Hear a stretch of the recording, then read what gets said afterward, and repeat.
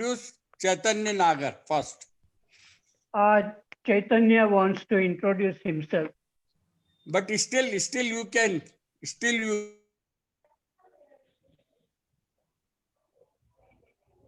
Harshad Parikh sir अपने आप को अनम्यूट कर लीजिए. चैतन्य नागर सर अपने आप को अनम्यूट कर लीजिए. Yes, I'm done. Thank you. Okay.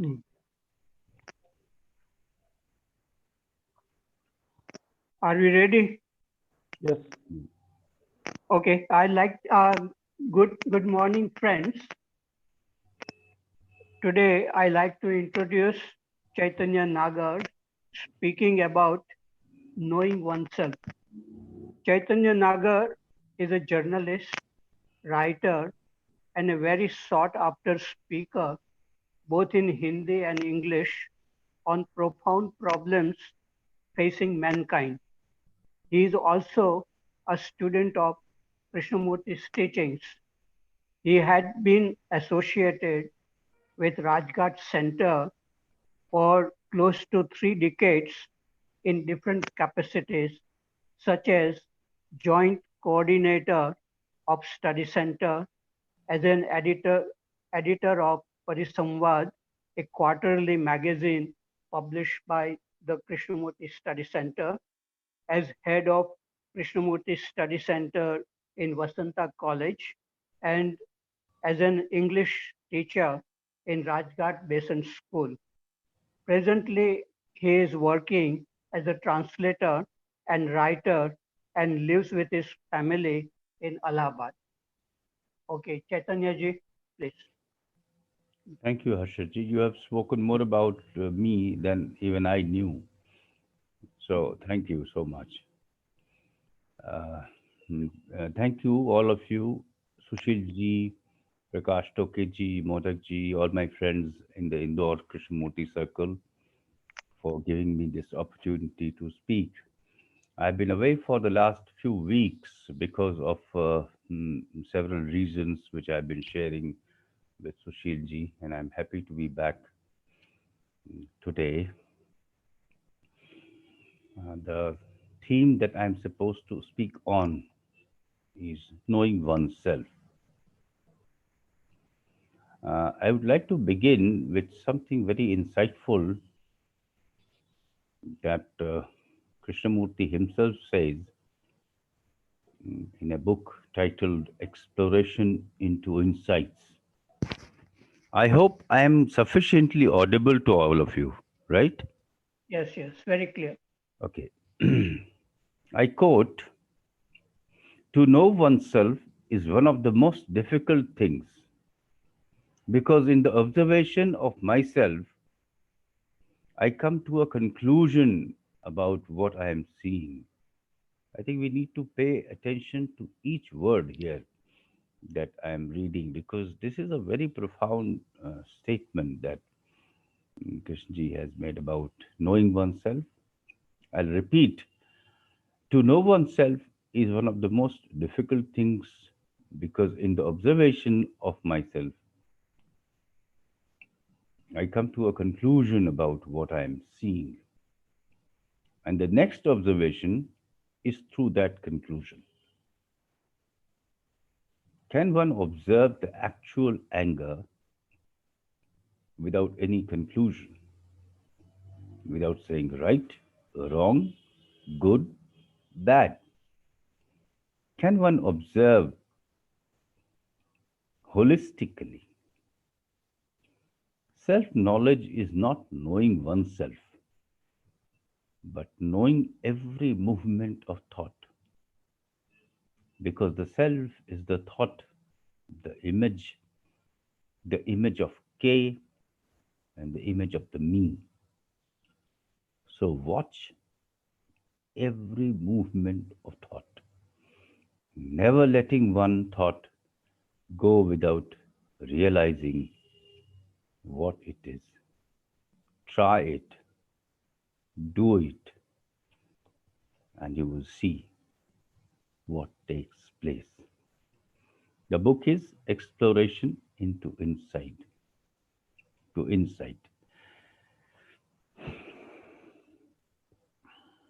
I just want to speak a little bit about this quotation. He says, when we observe,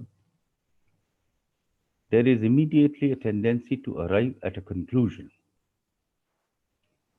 And when uh, another observation takes place, it is based on the previous conclusion. For instance, I observe anger and say it's a bad thing, it's a toxic emotion. And that's a conclusion that I have arrived at about this emotion. Next time I observe anger, it is with the same conclusion. So he's saying, is it possible to observe from moment to moment afresh as if one didn't know anything about what one is observing? Now, that's a very interesting thing. And he says, knowing oneself doesn't mean self knowledge is not knowing oneself. Now, the word knowing, the Sanskrit origin of the word, or the Sanskrit equivalent of the word, is jnana, which is not the same thing as knowledge as we know it in English, which is an additive process, which is a process of accumulation where memory plays a role.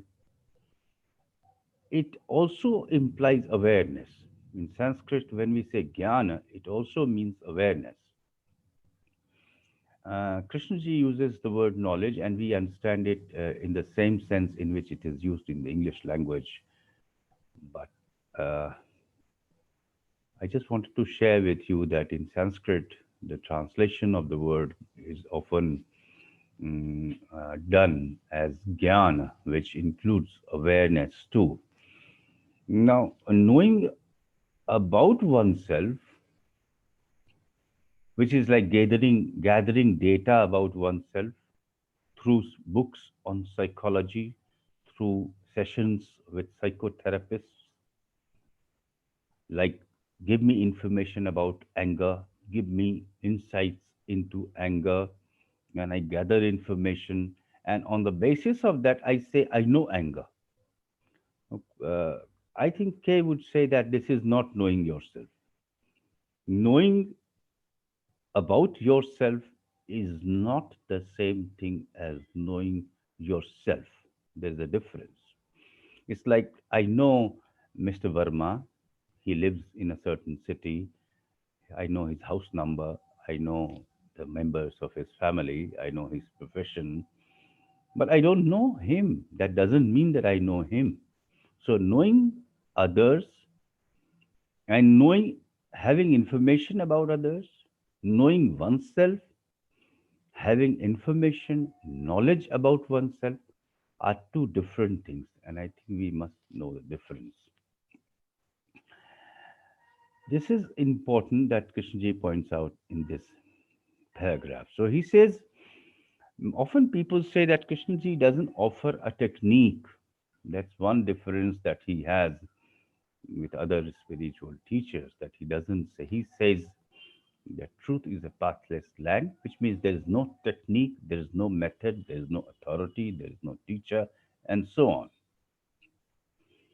But here, in a very subtle way, he also tells us what to do.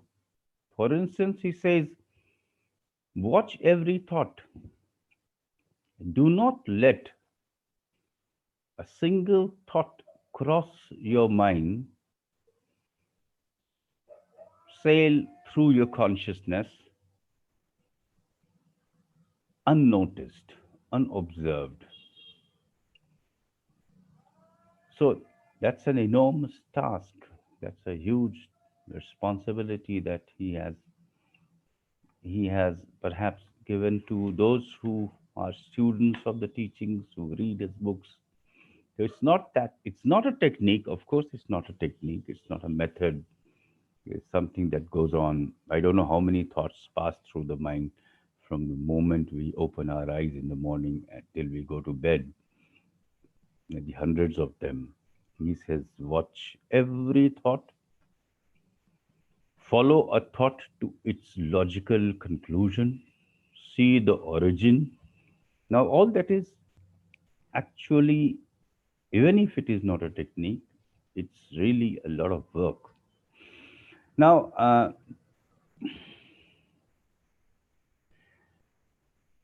okay, that was my understanding of the quotation that I shared with you. Now, is there a me?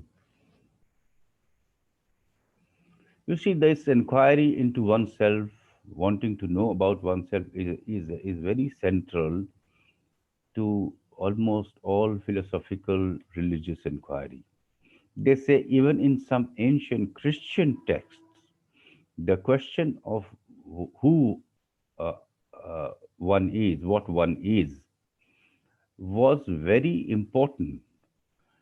But later it was replaced by an implicit faith in Christ. But earlier, in some of the very old manuscripts, even in Christianity, the question was had a lot of importance. In Buddhism, in Hinduism, it has always been so. Ramana Maharshi turned it into some kind of a mantra. He said to all his followers, just ask, who am I? Who am I? But here there's a very interesting thing that I want to share with you. Krishnaji say that the question, who am I, is wrong. Actually, one should ask, what is I? He says the word, the sentence, the question, who am I, may have some personal connotations. But when you ask, what is I, then you are asking about a structure which is shared by all of us. There's nothing personal about that I. Everybody has an I. So when he says replace it with the question, what is I? It's something interesting. So he says just without without claiming any ownership of I, just know the structure of I, which as it exists in each one of us. So there are a few questions. Is there an I which is independent of thoughts, emotions, and reactions? Or what I call the I, the self, is just a symbol of ourselves, of all the reactions that we have. Just a symbol. It symbolizes our memories, our emotions, our sensations, our thoughts. We generally think, when we go into this question, that there is a thinker of our thoughts, that I think my thoughts, I feel my feelings. Is it true, or the I is just producing thoughts, or these feelings are happening to nobody? There is just a movement, but there is no center. And the feeling that there is an I having these feelings and thoughts is just another thought. That's a question that I think we should all explore together if possible. I would like to share with you a video because, as I said, this question of who am I is as old as the hills. Ever since man walked on this earth, I think perhaps he has asked this question. When he saw disorder in nature, when he must have seen disorder within oneself, he must have asked this question, what this is, what the hell is this? Is this thing called me? What's going on inside and outside? Something that is beyond my comprehension.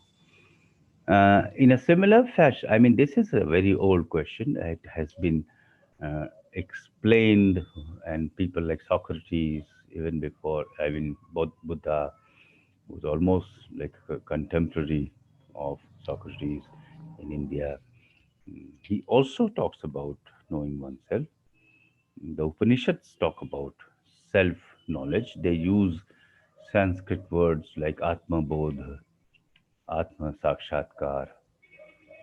But Krishnaji steers clear of all this jargon, and he just says, uses a simple expression like learning about oneself, knowing oneself. As I mean, even we have a philosopher, British philosopher, is quite popular, who is a philosopher and a journalist, has written about 20 books. Julian Baggini. He is also the co-founder of the Philosophers magazine. I just wanted to emphasize the fact that the search is still going on, even in the 20th century, even in the 21st century. People who have been discussing and trying to explore the true identity of man. What is true? What is the true self of man? There seem to be too many of them. There are within one person.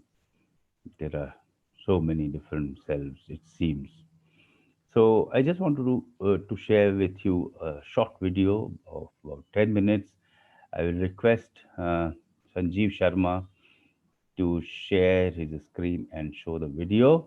And then after the video, we watch the video, we may discuss some questions and then also go back to what Krishnaji says about self-knowledge briefly, and then invite other speakers. Please, Sanjeev. Thank you.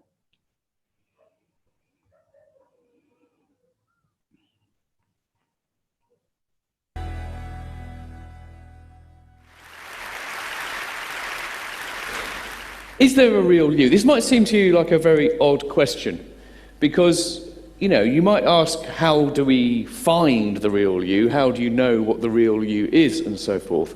But the idea that there must be a real you, surely that's obvious. If there's anything real in the world, it's you. Well, I'm not quite sure. At least we have to understand a bit better what that means. Now, certainly I think that there are lots of things in our culture around us which sort of reinforce the idea that for each one of us, we have a kind of a core, an essence. There is something about what it means to be you, which defines you, and it's kind of permanent and unchanging.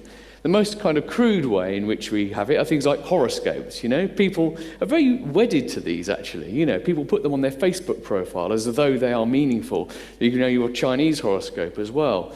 There are also more kind of scientific versions of this. All sorts of ways of profiling personality type, such as the Myers-Briggs test, for example. I don't know if you've done those.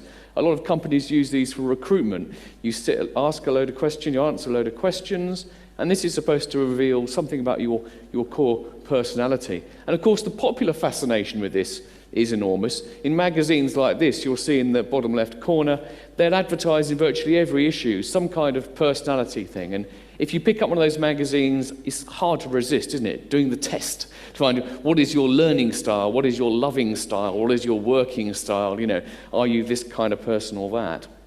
So I think that we have a kind of common sense idea that there is a kind of core or essence of ourselves to be discovered, and that this is kind of a permanent truth about ourselves, something that's the same throughout life. Well, that's the idea I want to challenge. And I have to say now, I'll say it a bit later, but I'm not challenging this just because I'm weird. The challenge actually has a very, very long and distinguished history.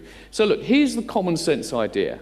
There is you. You are the individuals you are, and you have this kind of core. Now, in your life, what happens is that you, of course, accumulate different experiences and so forth. So you have memories, and these memories help create what you are. You have desires, maybe for a cookie, maybe for something that we don't want to talk about at 11 o'clock in the morning in the school. You will have beliefs. This is a number plate from someone in America. I don't know whether this number plate, which says Messiah 1, indicates that the driver believes in the Messiah or that they are the Messiah. Either way, they have beliefs about Messiahs. We have knowledge. We have sensations and experiences as well. It's not just, you know, intellectual things. So this is kind of the common sense model, I think, of what a person is. There is a person who has all the things that make up a life, the experiences. But the suggestion I want to put to you today is that there's something fundamentally wrong with this model. And I can show you what's wrong with one click, which is there isn't actually a you at the heart of all these experiences, right? Strange thought? Well, maybe not. What is there then? Well, clearly there are memories, desires, intentions, sensations, and so forth. But what happens is these things exist, and they're kind of all integrated, they're overlapped, they're connected in various different ways.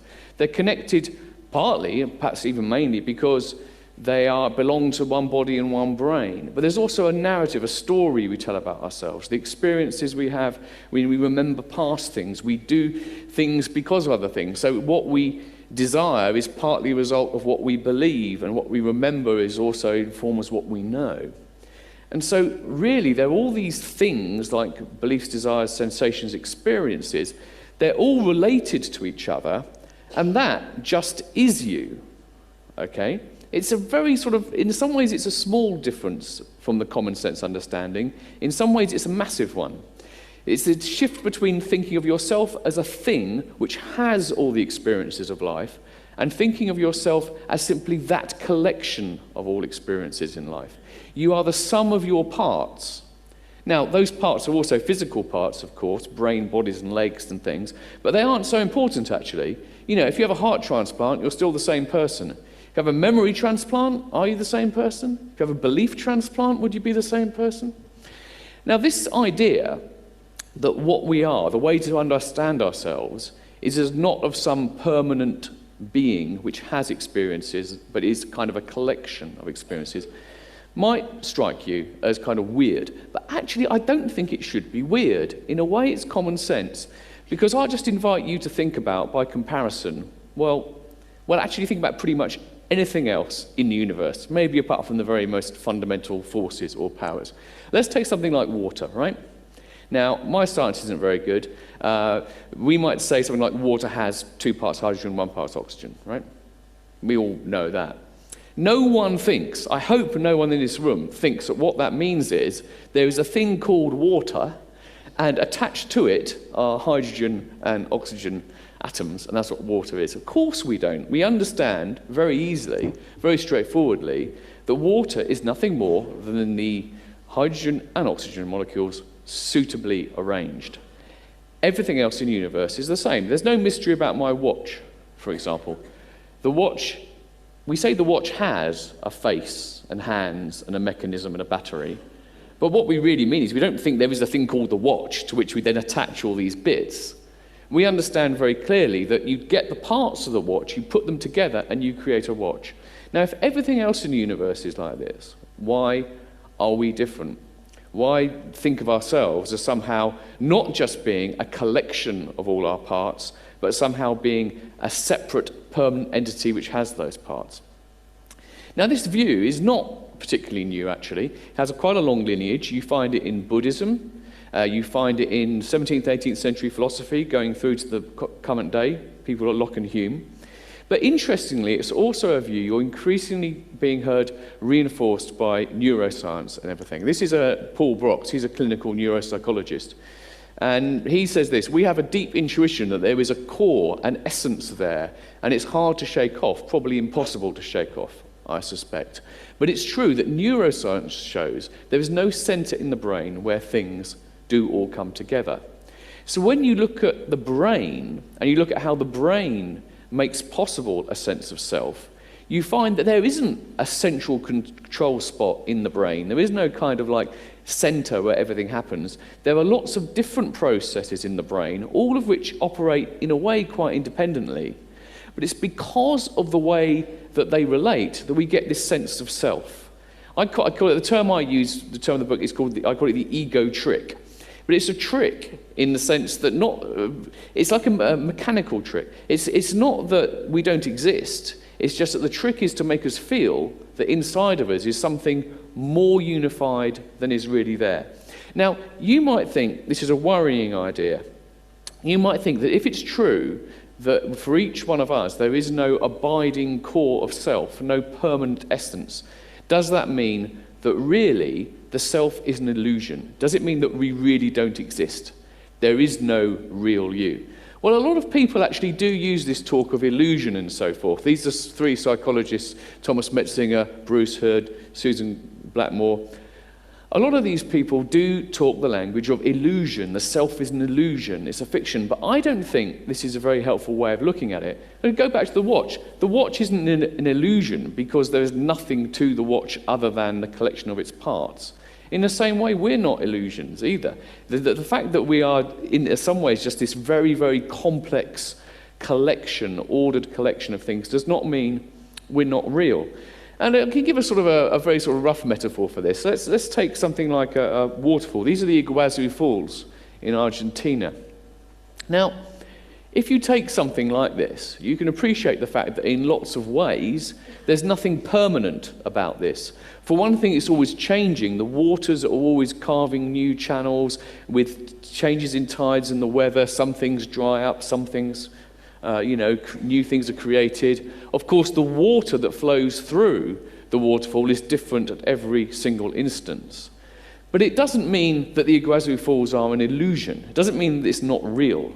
What it means is we have to understand what it is as something which has a history, has certain things that keep it together, but it's a process, it's fluid, it's forever changing. Now that, I think, is a model for understanding ourselves. And I think it's a liberating model. Because if you think that you have this fixed, permanent essence, which is always the same throughout your life, no matter what, in a sense you're kind of trapped. You have a kind of, you're born with an essence, that's what you are until you die. Maybe after, if you believe in an afterlife, maybe you continue.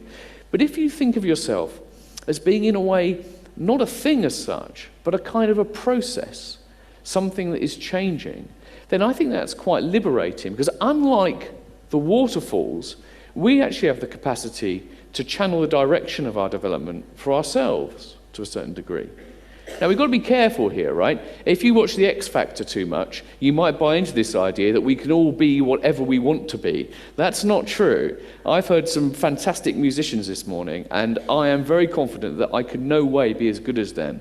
I could practice hard and maybe be good, but I don't have that really natural ability. There are limits to what we can achieve. There are limits to what we can make of ourselves, but nevertheless, we do have this capacity to, in a sense, shape ourselves. The true self, as it were then, is not something that is just there for you to discover. You don't sort of look into your soul and find your true self. What you are partly doing, at least, is actually creating your true self. And this, I think, is very, very significant, particularly this kind of stage of life you're at. You'll be aware of the fact, how much have you changed over recent years? If you have any videos of yourself 3 or 4 years ago, you probably feel embarrassed because you don't recognize yourself.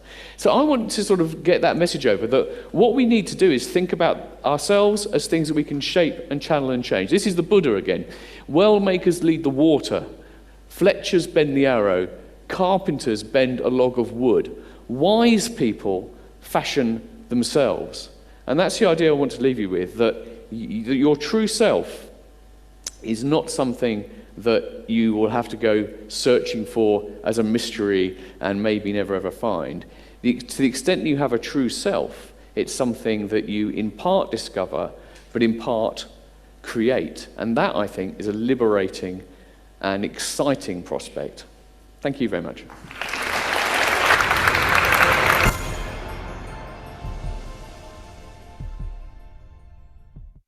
Thank you, Sanjeev. Thank you so much.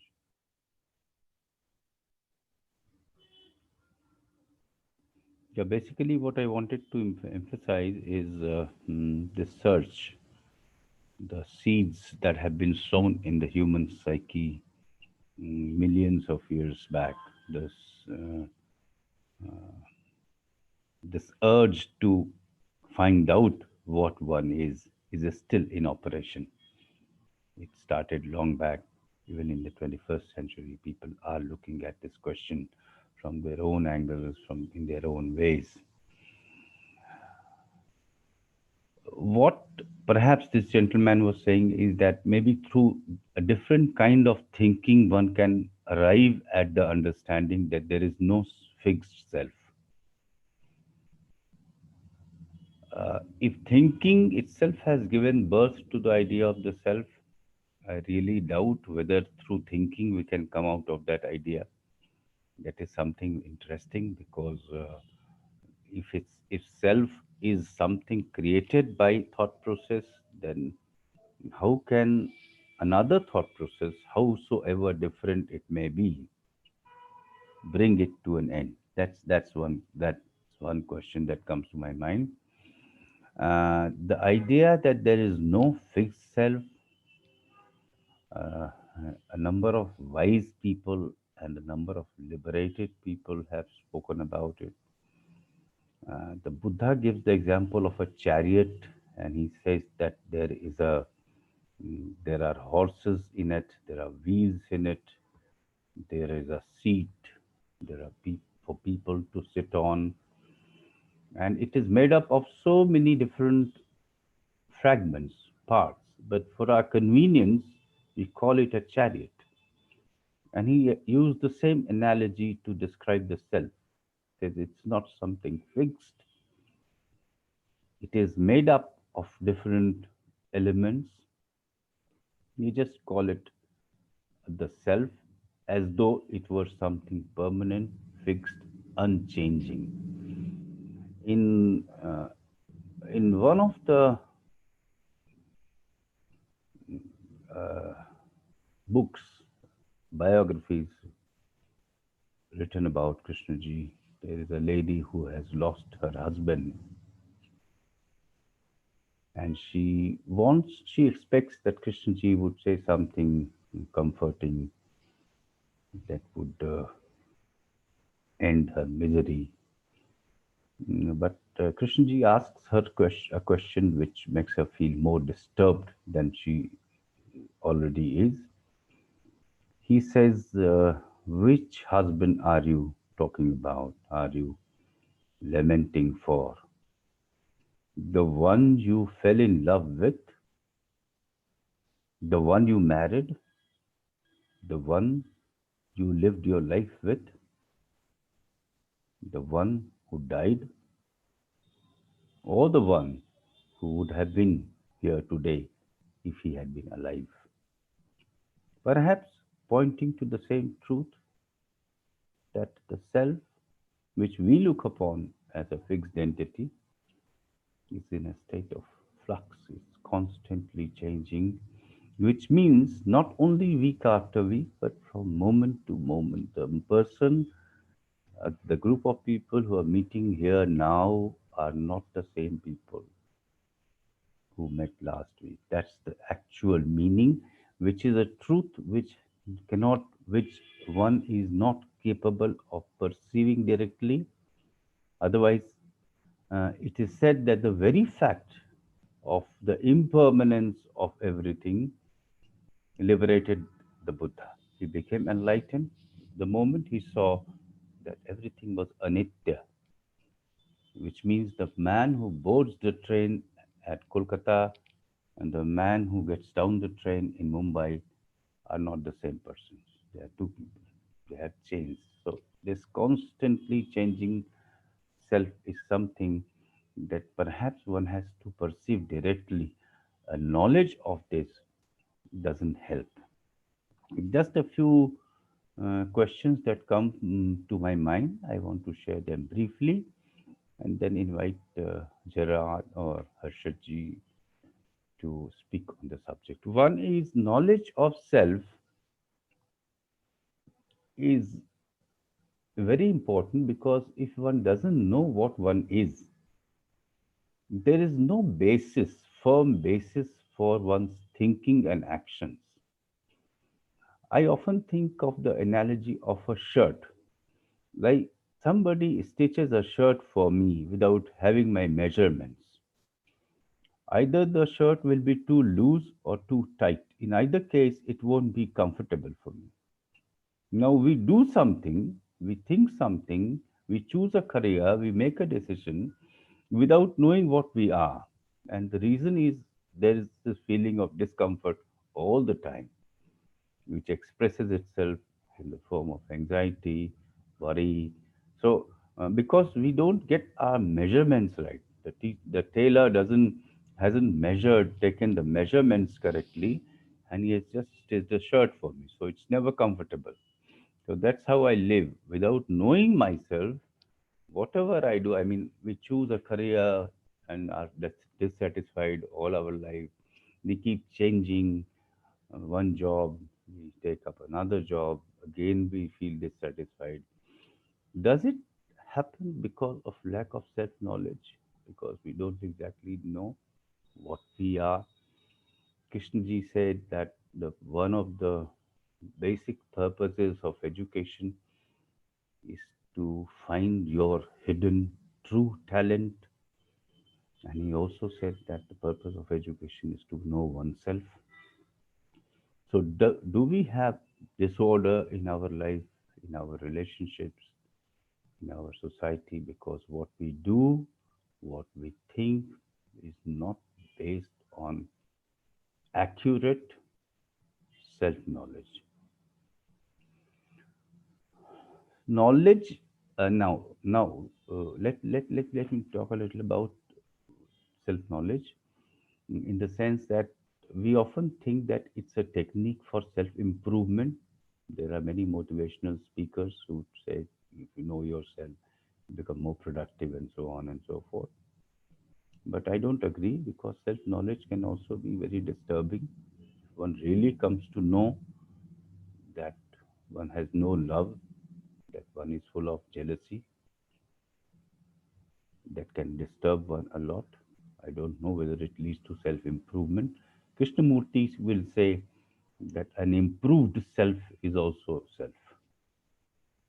We also need to understand perhaps the difference between what Krishnaji calls self and self as it is described in traditional religion with a capital S, which is something to be achieved, which is something that you actually are. For Krishnaji, self is just a bundle of memories. It is rooted in the past. Self is the past and has to be discarded. It has to be renounced. But not that one can follow a technique to renounce it. That negation of the self is the byproduct of attention, of awareness. I think that's what he's perhaps implying. It's not a goal oriented activity, therefore, it is not something that one does for self improvement. Uh, I think while trying to know oneself, some of the basic emotions have to be understood very deeply, and one such emotion is fear. Because fear is in the very nature of this consciousness as I know it. It seems that many of our actions, decisions are actuated by fear, they are guided by fear. Our relationships, the need for security, the need to have more love, more things. There's a very strong, deep fear underneath all that. If you scratch our smiles a little bit, one can see the face of fear lurking underneath it. So fear seems to be one of the most fundamental, primordial emotions that we have. I have uh, read somewhere that basically human beings have two emotions. They have fear and they have love. And love comes into being only when fear has ended completely. I think when we talk about self knowledge, fear is a strong emotion, a very powerful emotion that governs many of our activities. I think it has to be understood seriously. Another urge or desire that needs to be understood is the pursuit of pleasure, which is also very strong in us. Knowing oneself also implies knowing our body and knowing our relationship with other people, with our surroundings, and to a great extent, knowing our relationship with nature, of which we are a part, but because of some illusion, some wrong, incorrect thinking, we have cut ourselves off from nature. I am reminded of a very interesting statement that Albert Einstein made. He said that man, I'm not quoting him exactly verbatim, but he said something to the effect that because of an optical delusion in the consciousness, I'm using his words, he said, because of an optical delusion in the consciousness, man has separated himself from the universe. And he must make every effort to see that its division ends. And somebody like great scientist, not a philosopher, who can be brushed aside by scientists as someone who is not, who has lost his marbles, but somebody like of the stature of none other than Albert Einstein saying this makes a lot of sense. Even Carl Jung, the psychologist who was a disciple of Sigmund Freud, he said, if you look within, you awaken. If you look without, you just dream. So interesting insights that people have shared about the need for knowing oneself. There's one more statement that I would like to repeat. Krishnaji says that we are not just talking about the management of the self, not about substituting something so-called bad with something good, not about sublimation. We are not talking about self-improvement. We are not talking about practicing great things in order to become better tomorrow. He says we are talking about something entirely different. We are talking about the cessation of the self, not the continuation, its continuity in a modified form, howsoever noble it may appear to others. I think with that, I would like to end. It's a vast topic. Many areas will always remain uncovered. I just would like to end here and request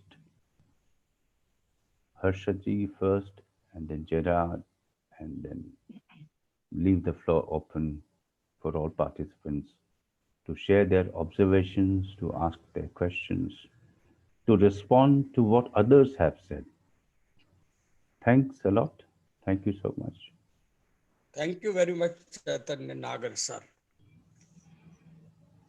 Thanks, Haji. Welcome. Harshad Parikh, Thank sir. you. Thank you, Chaitanya. About this knowing oneself, I feel that there are two kinds of self within us. One is the self created by thinking. Like Descartes said, I think, therefore I am. But this thinking, to whom the thinking happens. So that I consider the true self, this false self created by thinking, it can be known. All our thoughts, feelings, one can know about it. But the true self, to whom thinking happens, it cannot be known, but it can be realized or felt non-verbally. So true self cannot be known, but the false self can be known. And other thing which comes to my mind is that one sloka of Shankaracharya, it says, I am not body, I am not mind, I am Chidananda Rupam Shivo Aham Shivoham. And our true nature is this body, it grows old and dies. And the mind also keeps on changing, body keeps on changing. But there is something which is looking at the thought itself, that witness, that true self or choiceless awareness, it is there. And so there is something within us which collects all the thoughts, or it can see everything very clearly. And that thing, or it is not a thing, that state of awareness or choiceless awareness or intelligence, whatever you call it, such a state exists for human beings. And when such a freedom comes in one's life, then only there is a freedom from anger or jealousy or violence. All these problems, they come from thinking. And this thinking can be observed with something which is not thinking. And that is our real nature. That is what all the sages have said. Even but Krishnaji uses the self as self, a false self. It is created by thinking. And Krishnaji doesn't talk about true self, but he says about choiceless awareness. And that is the central thing. The real freedom is to come to that state of awareness, non-verbal, seeing, looking, listening. So that is the real self, which cannot be known, but it can be realized. And when somebody says, watch every thought, Krishnaji says, to watch every thought, again, one needs the freedom from thinking to watch thinking. Otherwise, one remains in the plane of thinking. So I consider thinking is like a flat surface, two-dimensional surface, and awareness is something above the surface, and it can see the whole surface. So awareness is in a different dimension than thinking. And why it is not awakened in most human beings, the reason is that this awareness is there, but there are dense clouds of thinking. And since we have learned a language and we have learned many subjects, our surface mind is full of thinking only, and it is bubbling. It's like a surface of a lake, and it is always in that there is thinking, feeling, and it is always bubbling, and it is judging, and from that, even this thinking can say that there is nothing apart from thinking.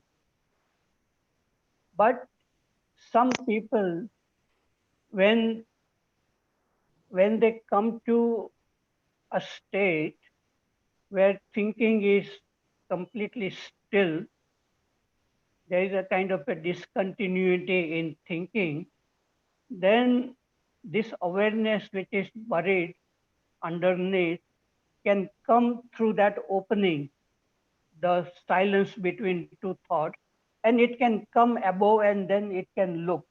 So even if happens even once in a person's life that this awareness is awakened and can see thinking very clearly, then that is our true nature. And then it may go away, this kind of awareness. But again, a person becomes very silent, very curious, attentive. Again, that awareness can come and look at thinking. It can even look at when the anger is arising. This awareness can look And that look is the action which dissolves anger or fear or jealousy. So all our problems come from thinking, but there is something about thinking which can look at thinking clearly, and the real uh, solution of our all problems, whether it's a scientific problems or a psychological problems or problems of environment or all these economic problems, the real source is thinking, and there is something else apart from thinking. When a person comes to that dimension, which is different than thinking, then the problems, there is a real freedom to observe. And then it is a different way of living in which we can look at people, we can look at trees, we can look at our own thoughts, everything non-verbally, clearly. And in that, there is a continuous refreshing goes on in the brain. So I think that is what I would say, that this true self cannot be known. It can be only false self, which is coming from thinking, can be observed clearly. That is all I have to say. Thank you. Gerard, sir.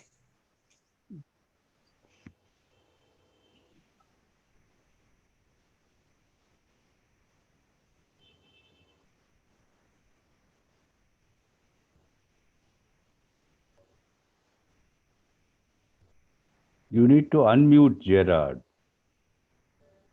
He's muted. Oh, I'm sorry. Yeah, Gerard. Yes. Yeah. Hello. Yeah. Say something, sir. That is a very, it is a very difficult question, Chaitanya, really. To know oneself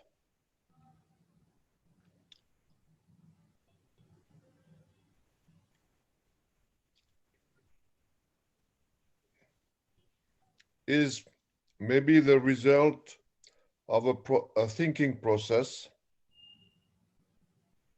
Most of the time, it is a result of a thinking process. The image you have about yourself. But I think that Krishnaji is pointing out that this process is no good. It is just a collection of images. And what is the real question is the capacity to come to the living present in the now. And that's the real problem for us, because we have been educated to be and to live in the future or in the past. So to know yourself, if you look at the grammar, it is present, verb in the present, you know, but actually it is not possible as long as you realize that you are in a collection of past images or future or something you desire to become. You want to become, or you have been, you has been. So the knowing, the living present is something, is a capacity that you are deprived. It is like an animal in a cage. An animal in a cage is living, but he is not free. He is not capable to live his own life. So human beings are unfortunately, deprived from being what they are really. They want to become, or they have been something. So that's the tragedy that I can see. The tragedy of man is that he is not living anymore. He is not living the real life. He is only dealing with images about himself, what he would like to be, or what he wants to become. So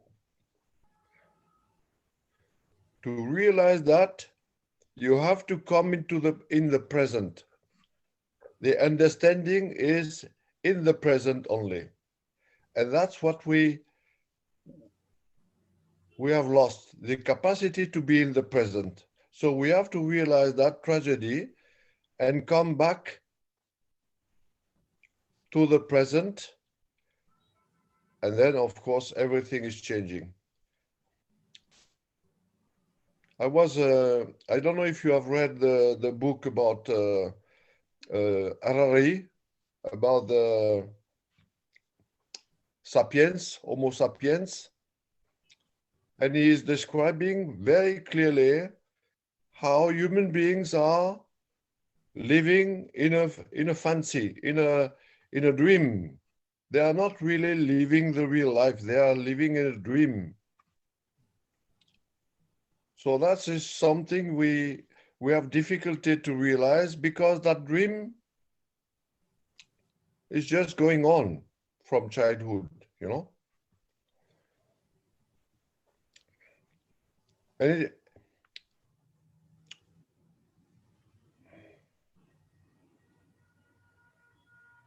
so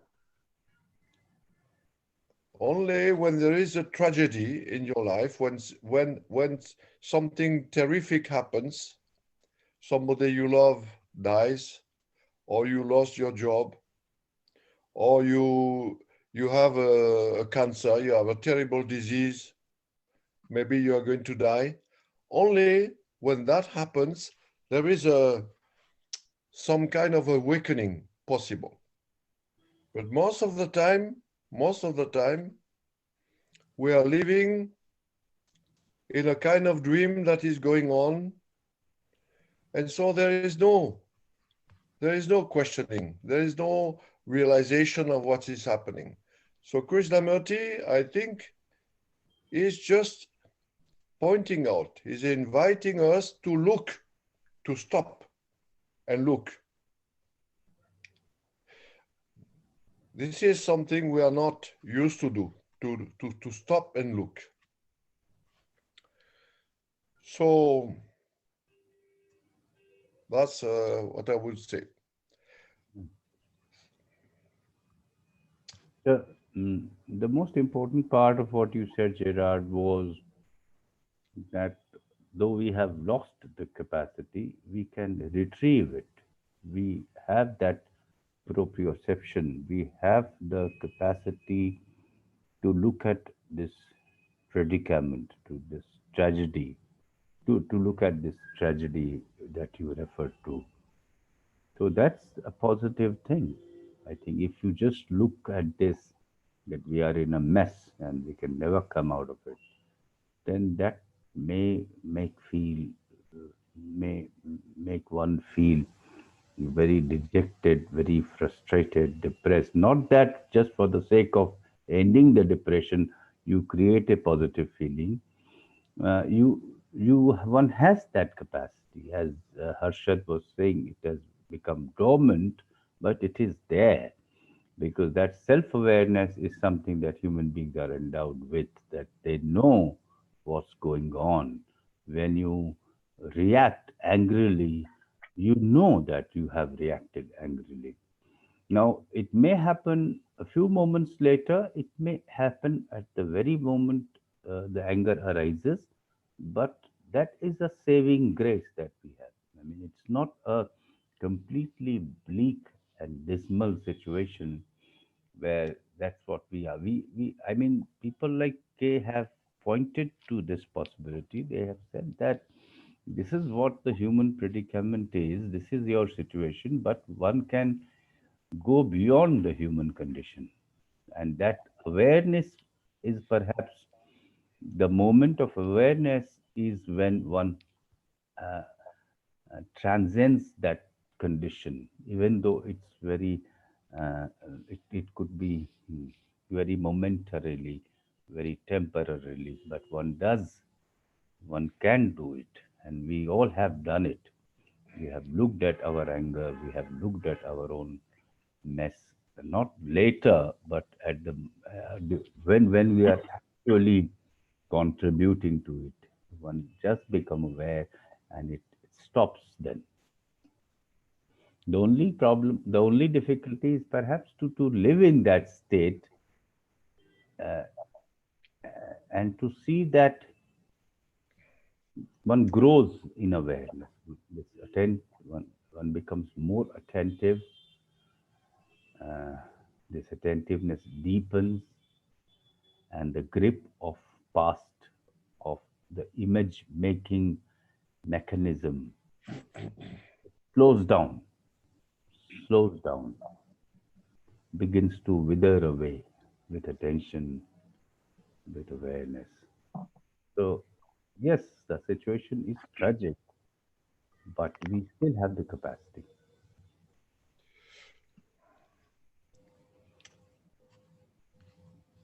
The floor is open. I think we all can participate now. Thanks, Gerard, for your input. Thanks. Thank you. Thank you.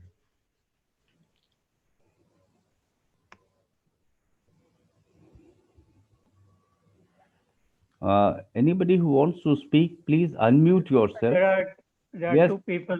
Vermaji, yes, please. Go ahead.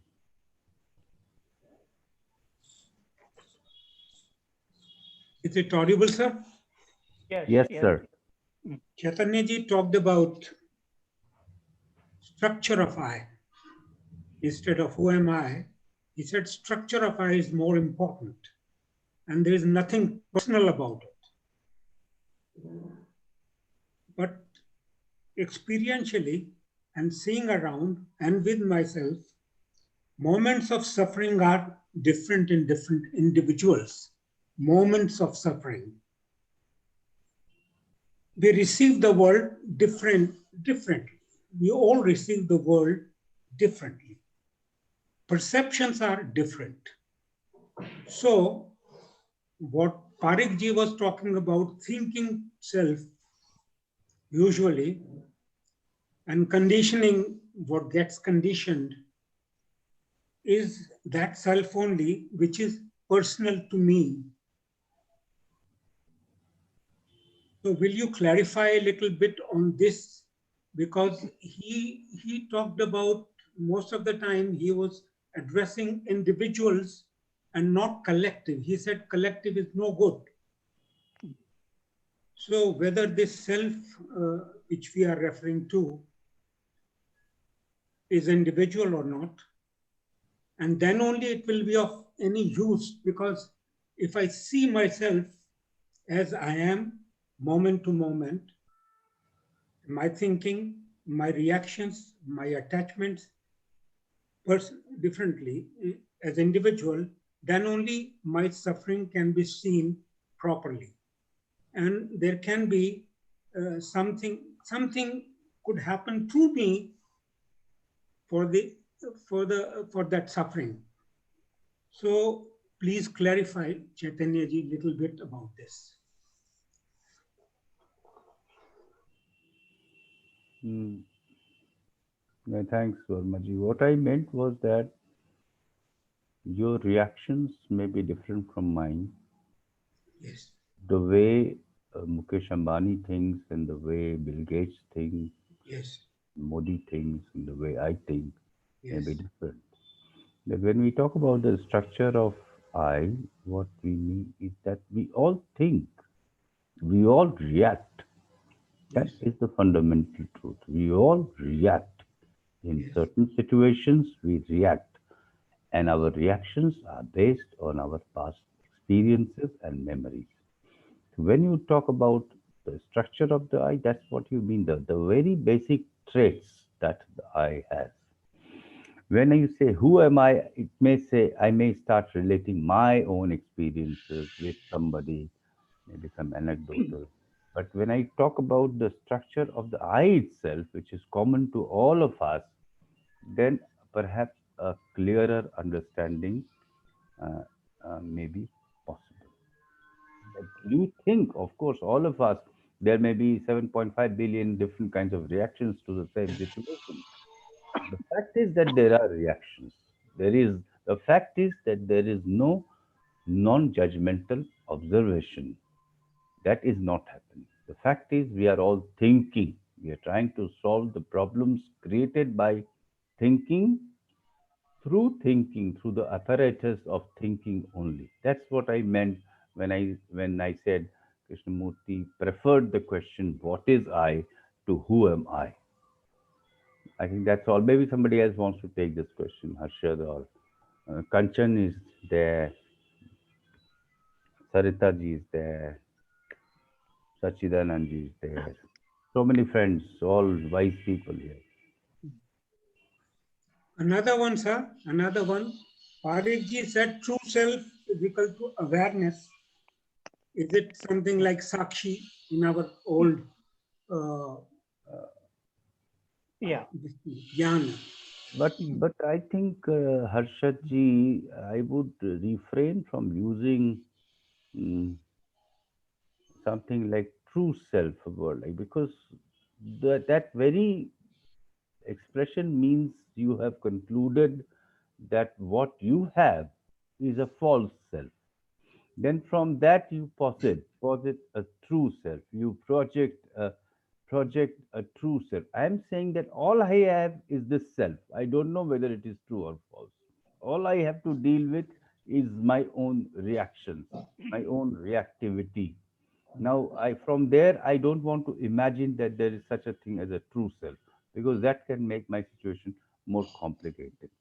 Okay, okay. So I don't want to imagine a state which is true and term the state I am in as false, because that's all I have. Another observation, sir, by listening to Gerard, we are not living in present, he said. That is the problem, either in past or in future. Is there time in eternal flux? Is there time in eternity?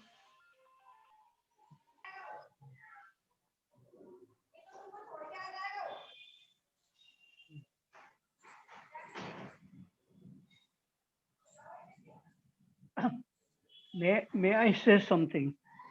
Please.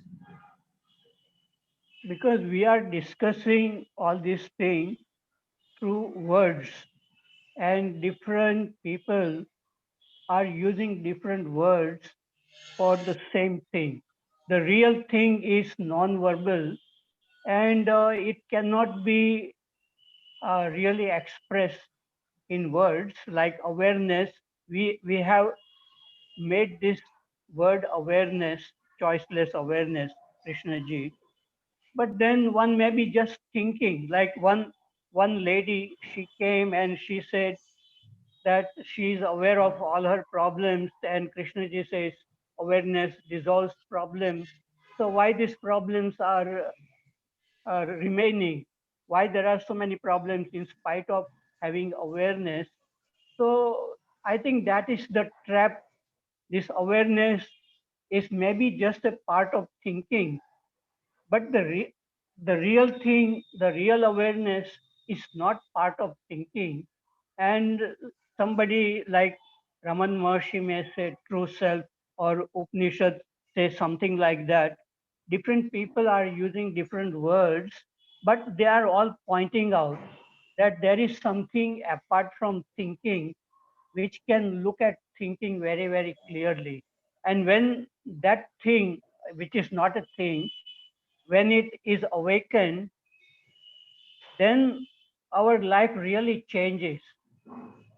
And for that also the structure of the brain also changes. A different quality of the brain comes into existence. And that is why Krishna ji was saying that he wanted to create a new brain. So the quality of our brain is directly related to that state, which he calls choiceless awareness or something like that. Until then, we remain with the what knowledge which we have gathered so much, and from knowledge we are speaking. But I feel that Krishna ji was not talking when he was giving a talk. It was not coming from the knowledge, it was coming from direct insight, from silence. And so one can really feel that there is a space between the words, between the sentences. So when there is this awareness, even our way of speaking and listening and looking, everything changes. It it cannot be described, but because it has to be felt for oneself, that state in which the thing, not the word, like word is not the thing, like the word parrot is not the thing which flies. So, but because we have learned so much, our mind really is not able to give up these words, ideas. And through that words and ideas, we are asking deeper questions. But then we will remain only in that plane of asking questions through thinking and finding answer through thinking and not really maybe not changing. So it requires a, very uh, curiosity, attention, energy to really look from where the words are coming, you know. So unless that, uh, we can go on asking hundreds of questions and even getting answers, but that may not change the structure within that the real brain and a different way of looking at things, listening and all that. So, okay, I have finished. Yeah, there's just one thing very interesting I want to say, Harshad and Yeah.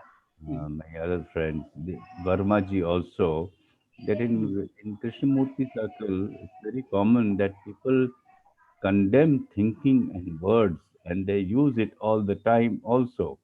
I mean, what's wrong in using our words to express whatever understanding we have? I mean, if you condemn thinking, if you condemn words, then you are still there. I mean, where you were before. Either you become silent, words are going on inside your mind, or you verbalize them, express them. What difference it makes? I mean, I want to say something interesting, funny. I don't know whether you all understand Hindi or Urdu. There was a famous Urdu poet. His name was Akbar Allahabadi. He was a High Court judge, but he was a good poet also. So he wrote one couplet that reminds me of people who are using words all the time, using thinking, and at the same time condemning. So, okay, use words, don't condemn. See that you are using. So he says about, he says, I will first use the original couplet and then translate it for you, see whether I can do it. He says, Sheikh ji, पीते गए, कहते गए, है बड़ी बदमजा, अच्छी नहीं. Which means Sheikh is a Islamic or a religious priest, authority, and he's not supposed to drink like alcohol. But this fellow, he kept on drinking, and he kept on saying, it's a very nasty thing of no use at all. तो शेख जी पीते गए कहते गए है बड़ी बदमजा अच्छी नहीं. So I often when I when we use words and condemn it, I am often reminded of this couplet. I mean, We are what we are. We have to only begin with where we are, not criticize that, oh, now I'm using my intellect, I shouldn't. Now I'm using words, I should not. I think that thinking has to come to an end. That's all.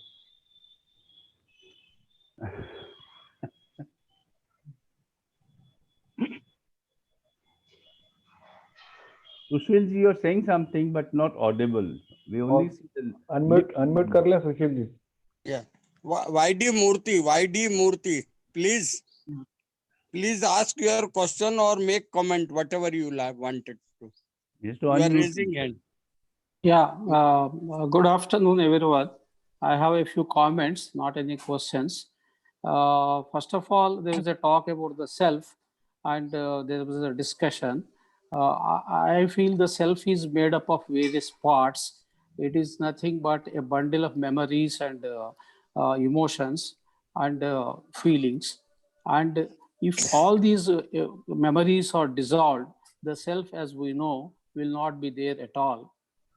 So, as Krishnaji was telling number of times, and in the video also we have seen, if there's a watch and it got many parts, and if you remove all the parts one by one, there is no thing as watch. There are only various parts are there. Likewise, the self is not an entity, a fixed thing, a permanent thing. It is nothing but a bundle of memories and emotions. The other thing I wanted to say is about the consciousness. Krishnaji talked a number of times the real transformation, the radical transformation of the human consciousness is necessary, and that will solve all the human problems. This consciousness is filled with a lot of things put in there by the thought, like our agonies, our fears, our pursuit of pleasure, our sorrows, all our difficulties, our jealousies, our anger, everything is part of the consciousness, and it is filled with the creation of various things by the human thought. So the human beings are eternally in sorrow and misery because of this. There is another possibility. I am talking from what Professor Krishna was telling about. He talks of two faculties in the human consciousness. One faculty is the subjective faculty that is created by thought and its creations. Other one is the universal faculty comprising of observation, awareness, and attention. These two faculties combine together and create what is called an experience. But Krishnaji never talked of two faculties in the human consciousness. But Professor Krishna says he finds it convenient to understand the consciousness when you keep these two faculties in mind. And in fact, the faculty of observation is available to all human beings inherently, right from the time of birth. In fact, in a newborn baby, the faculty of observation is manifesting earlier than the faculty of thought. That is a fact. So, my point here is, if you are able to understand the consciousness, and because human beings have given a lot of importance to the thought faculty, because of the great things it has done in the physical world, in the technological world, with a lot of inventions, etc., the faculty of observation has been buried down. And unless that faculty is allowed to come to surface and take charge, the radical transformation in the human consciousness, as we are talking about, may not happen. And that is the crux of the problem. So how to dissolve the creation of thought, which is embedded in the consciousness, filled with the consciousness filled with the creations of the thought? That is the basic question. For that, again, meditation is the right answer, and the right kind of meditation, where watching all the thoughts as they arise in the consciousness is an important thing. I don't believe there is a true self and a super self, etc. Krishnaji also mentioned about that. It is nothing but you are pushing the self up or pushing the self backwards. but it is only the self. There is only one thing is there, that is self. That is a creation of thought. And if you understand the thought fundamentally, basically, completely, you will be able to understand the self also. Thank you. I want to ask a question to Mr. Chaitanya Nagar, sir. Sir. May I? Yes, sir. Sir, I am having, suppose, pain in my right leg, and you don't have got that information. I only get the information. So, is there any center or not available to me or not? Because it is very clear that I am having pain in my right leg. So, automatically a center is created. So, is there any self there or not? What do you have to say? This thing happens with my thought also. The same thing doesn't happen with the thought, because the pain is real, the body is real. Psychological pain just can be imaginary. It can be imaginary. It can be the fear of something that will happen to me after a month when I get some viral infection. That fear has no basis. That's a completely imaginary fear. But pain is a real thing. Every human being, every animal, even trees, they all experience pain. It's part of nature, nothing wrong with it. Your reaction to But pain is what matters. How you respond to that pain. You had pain yesterday, even. my basic question was whether there is any center available to me or not. I is having any center or not? When you have physical pain? Physical pain, other things. No, other not other. Sense.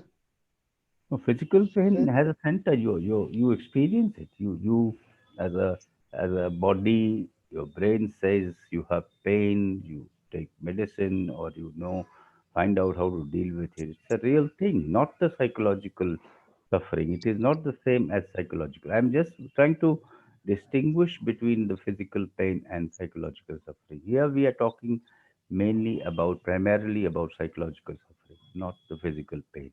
So desire also you consider as psychological only and not physical?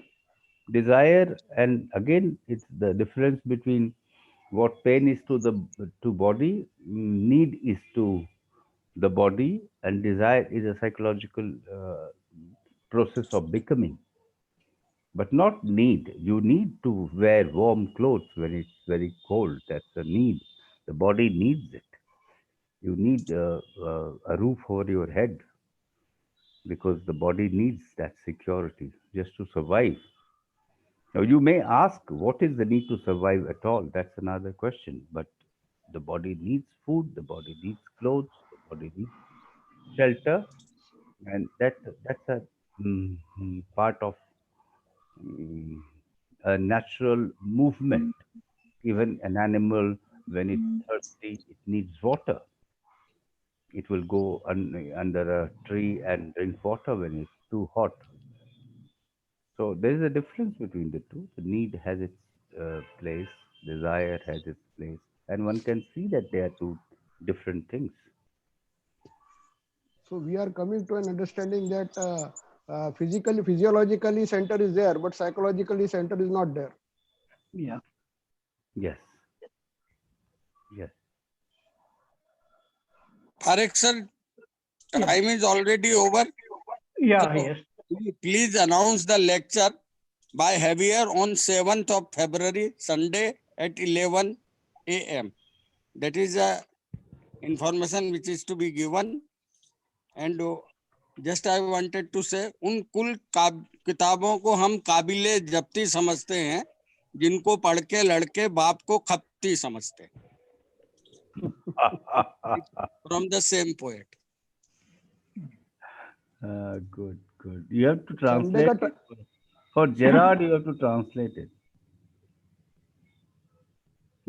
There's a message. We are all slaves to words, however great, sacred they may be. It has no relevance.